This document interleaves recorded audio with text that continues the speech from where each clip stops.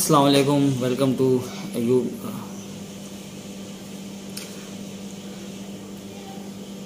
अस्सलाम वालेकुम, welcome to my YouTube channel James family vlog. जैसा कि आप लोग जानते हैं कि ये चैनल जो है एक फैमिली चैनल है और मेरी वाइफ ने इसको बनाया था जैम्स फैमिली व्लॉग के नाम से, जो आप लोगों की मोहब्बत और प्यार की वजह से आज जो है माशाल्लाह ये इसके 1K सब्सक्राइबर हो चुके हैं और ये मोनेटाइज भी हो चुका है। और ये एक फैमिली चैनल है जिसमें मेरी वाइफ जो हैं वो बिज़नेस वूमेन हैं, वो पार्लर चलाती हैं, तो वो अपने हिसाब से अपनी फैमिलीज़ का, अपने पार्लर का आप तक पहुंचाती हैं। और मेरा ताल्लुक़ क्योंकि पॉलिटिकल है, पॉलिटिकल वे से, पॉलिटिकल पार्टी से मेरा ताल्लुक़ भी है और मैं एक काउंसलर भी हूँ इलाके का। तो मैं अपना थोड़ा सा बैकग्राउंड आपको बता दूं कि मैं सन 2000 से सियासत में हूं और सन 2000 से लेके आज 2022 है, ऑलरेडी 22 साल हो चुके हैं मुझे पॉलिटिक्स में। तो इस 22 साल के अरसे में मैं सेकंड टाइम है जो मैं काउंसलर की नशिस्त जीता हूं। फर्स्ट टाइम में मैंने MQM से काउंसलर का टिकट मिला था मुझे, तो MQM से मैं इलेक्ट हुआ था अपने हल्के गुलिस्तान जौहर ब्लॉक 17 से। मैंने वहाँ पे दिन रात मेहनत की, लोगों की खिदमत की, जो भी काम कर सका उनके जितना कर सका उस हिसाब से मैंने अपनी बसात से ज़्यादा काम किया और लोगों के लिए आसानियाँ पैदा की। तो अल्लाह का शुक्र है, फिर 2018 में मैंने PTI ज्वाइन की। एक मैं आज़ाद हैसियत से इलेक्शन भी लड़ा था PS 103 का, जो कि एक आज़ाद हैसियत से लड़ा था मैं, जो कि मैं ज़ाहिर सी बात है आज़ाद आपको पता है शहर में जीतना ऑलमोस्ट नामुमकिन वाली बात है कराची शहर में, लेकिन फिर भी मैंने इलेक्शन लड़ा। और उस इलेक्शन के दौरान मुझे पॉलिटिकल पार्टीज़ की तरफ से ऑफ़र्स भी हुई और एक सियासी जमात ने मुझे जो है वो पैसों की भी ऑफ़र की कि आप जो है हमारे हक़ में बैठ जाएं और विड्रॉ कर जाएं, आपने नहीं जीतना इलेक्शन, आप हार जाएंगे, और इस किस्म की बातें भी उन्होंने मुझसे की। लेकिन मैंने ये सोच के कि अगर आज मैंने पैसे ले लिए तो फिर ज़िंदगी भर जो है ना पैसे ही ले के पीछे ही भागता रहूँगा। और पैसों के एक दफ़ा भंवर में इंसान जब फंस जाता है तो फिर वो निकल नहीं सकता। तो मैंने उस पैसों के ऑफ़र को ठुकराया और अल्लाह का लाख शुक्र है, तो मेरा फ़ैसला सही साबित हुआ। मैंने PTI ज्वाइन की और PTI ज्वाइन करने के बाद फिर मैं PTI की टिकट से इलेक्शन लड़ा दोबारा कि आवाम की सपोर्ट, आवाम की मोहब्बत मेरे साथ थी, मेरे लीडर इमरान खान के साथ थी, और इस तरीके से मैं फिर इलेक्ट होके आ गया। काउंसलर जीतने के बाद फिर जो है अभी मुझे ऑलरेडी 1 साल होने वाला है काउंसलर की सीट पे आने के बाद। अब फिर हम इलाके में लोगों की खिदमत कर रहे हैं, कोशिश कर रहे हैं उनके जितने काम आ सकें, जितने उनके लिए सहूलत पैदा कर सकें, उनके मसाइल हल कर सकें। और मेरी हमेशा कोशिश रही है जितनी भी सियासी पार्टीज़ हैं उनके साथ मिल के मोहल्ले के मसाइल हल करूँ, ना कि उसमें पॉलिटिक्स की जाए, ना कि उसमें सियासत की जाए, आवाम की खिदमत की जाए, आवाम के काम आया जाए। लेकिन आपको पता है हमारे मुल्क का सियासी मंजरनामा कुछ ऐसा है कि जिस पे ऑलरेडी इतनी डिबेट हो चुकी है और होती रहती है कि एक अच्छी खासी चलती हुई गवर्नमेंट, जिस गवर्नमेंट में हम इलाके के वो काम करवा रहे थे, वो डेवलपमेंट के काम हम लोग कर रहे थे जो कि एक बुनियादी काम, PTI की गवर्नमेंट में हम MNA फ़ंड से, वज़ीर-ए-आज़म पाकिस्तान के खसूसी फ़ंड जो बोलते हैं ना पैसे, वज़ीर-ए-आज़म ने कराची के लिए क्या किया, तो हमने कराची के लिए वज़ीर-ए-आज़म फ़ंड से वो काम करवाए जो कि लोगों के 20-20, 30-30 साल पुराने काम थे।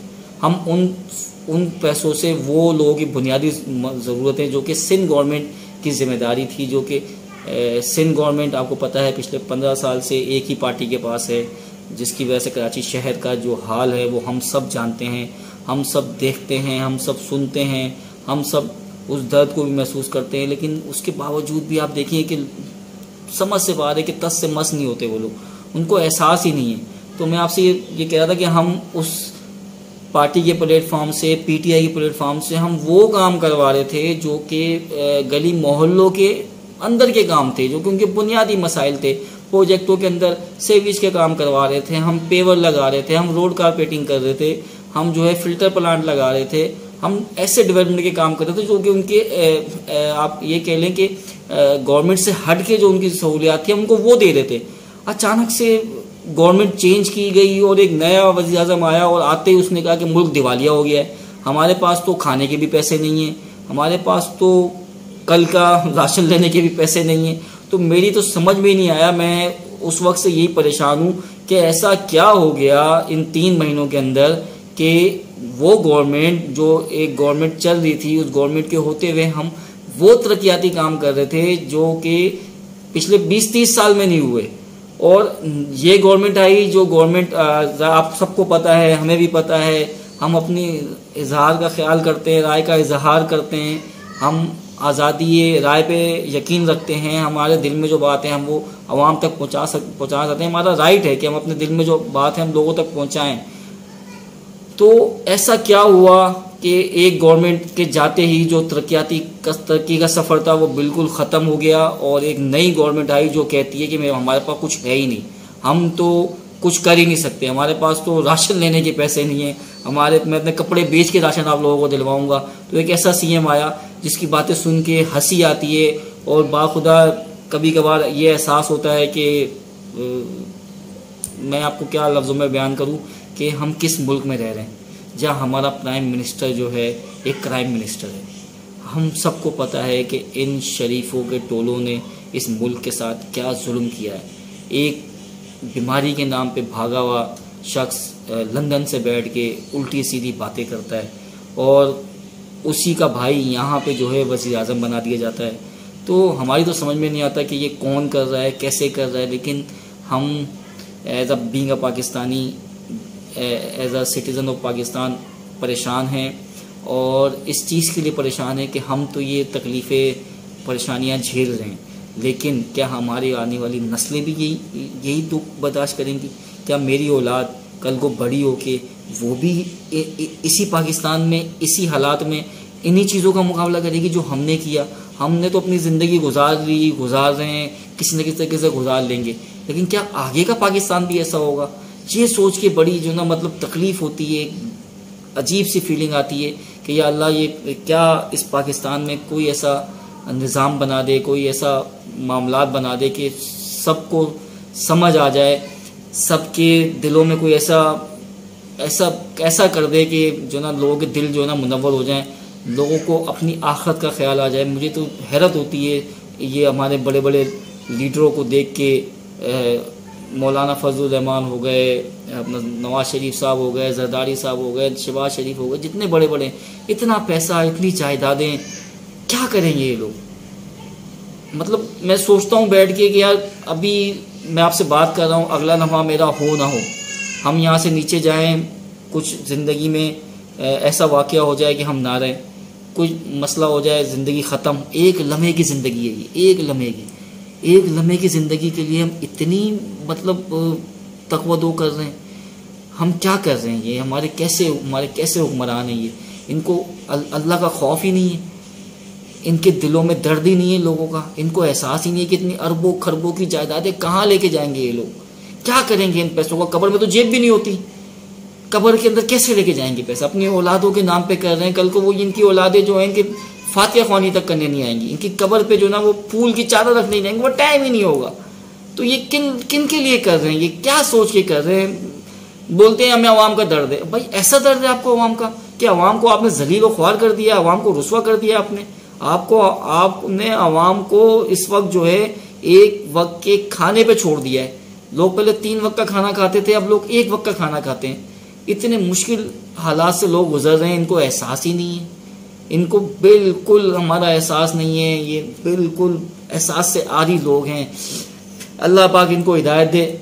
बहरहाल हम दुआगू हैं कि पाकिस्तान के हालात सेट हों, हमारी इस्टेब्लिशमेंट, हमारी जो पाक फ़ौज है, अल्लाह पाक उसको ताहयात हमारे सरों पे कायम रखे, क्योंकि पाक फ़ौज है तो हम हैं। आज हम घर में सुकून से सोते हैं तो उसकी बुनियादी वजह है कि हमारी एक फ़ौज है, और ऐसी फ़ौज है कि इंडिया की 4 गुना ताकतवर फ़ौज के मुकाबले में हमारी फ़ौज खड़ी हुई है। तो इस फ़ौज के ख़िलाफ़ भी आजकल आप देख रहे हैं मीडिया पे किस किस्म का प्रोपेगेंडा चल रहा है। ये सियासी लोग किस किस्म की पॉलिटिक्स कर रहे हैं कि अपने एक मजबूत और मुस्तहकम इदारे को कमज़ोर कर रहे हैं। तो फ़ौज के ख़िलाफ़ ऐसा प्रोपागेंडा करने वाले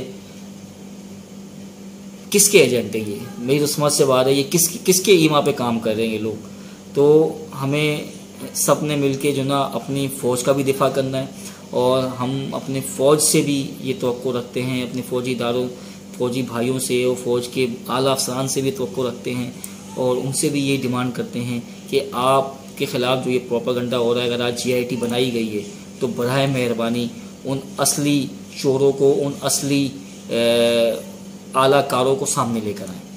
ये ना हो कि आप जो है 22 टोके जो है ना कोई ऐसा फैसला करें, आप जो है उन लोगों को सामने लेकर आएँ जिन्होंने जो ना ये जाली अकाउंट बना के इन्होंने जो ना हमारी फ़ौज का मोराल डाउन करने की कोशिश की है। बहरहाल हमारी फ़ौज का मोराल ऐसी इन बातों से डाउन नहीं होता, हमें यकीन है, हम अपनी फ़ौज को अच्छी तरह जानते हैं।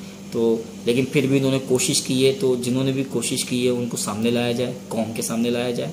और जिन बयानों की वजह से आज जो है ये दिन हमें देखना पड़ रहा है, उन पे भी ज़रा आप रोशनी डालें, उनके बारे में भी सोचिए कि नवाज़ शरीफ लंदन से बैठ के कैसे बयान दिए उसने, तो वो बयान भी हमें याद हैं।